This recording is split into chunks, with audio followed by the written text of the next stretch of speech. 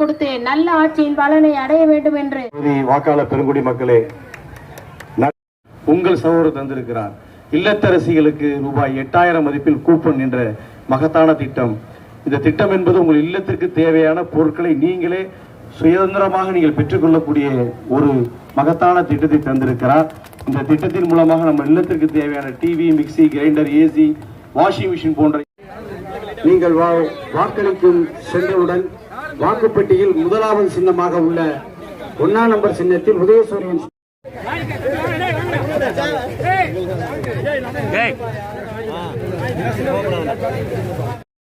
பாருங்க